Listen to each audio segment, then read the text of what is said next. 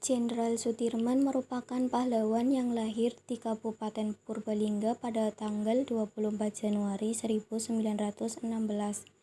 Keluarga Sudirman merupakan keluarga yang sederhana. Ayahnya bernama Karsid Kartawiraji yang hanya seorang pekerja yang bekerja di sebuah pabrik gula di Kalibagor, Banyumas, dan ibunya bernama Siem. Meskipun tumbuh dalam keluarga yang sederhana, Sudirman adalah anak yang membanggakan seluruh bangsa Indonesia. Pendidikan yang dienyamnya adalah sekolah taman siswa yang dirintis oleh Bapak Pendidikan Indonesia Ki Hajar Dewantoro di Yogyakarta. Ia kemudian melanjutkan pendidikannya di Hollands Indies Quick School HK Muhammadiyah Solo yang merupakan sekolah pelatihan guru. Meskipun pendidikannya tidak sampai selesai, Sudirman aktif di dalam organisasi pramuka Hizbul Wathan.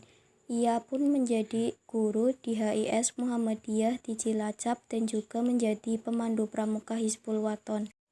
Sudirman bergabung dengan PETA di Bogor pada saat penjajahan Jepang di Indonesia. Ia kemudian diangkat menjadi komandan batalion di Kroya, Cilacap setelah sebelumnya menjalani pelatihan dan pendidikan. Ia dikenal sebagai seorang pemimpin yang tegas. Ketegasannya ini dibuktikan dengan protesnya terhadap Jepang yang berbuat semena-mena dan bersikap kasar kepada anak buahnya.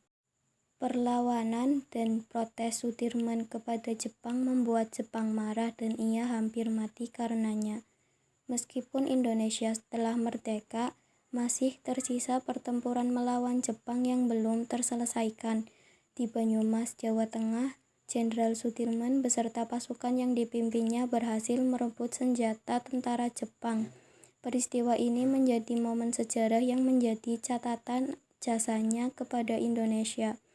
Pada tanggal 5 Oktober 1945, Sudirman diangkat menjadi Panglima Divisi V wilayah Banyumas dan berpangkat kolonel setelah dibentuk Tentara Keamanan Rakyat.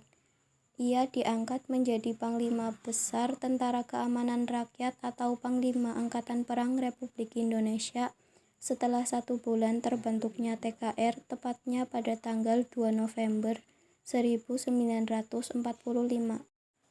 Jenderal Sudirman menderita penyakit paru-paru yakni TBC.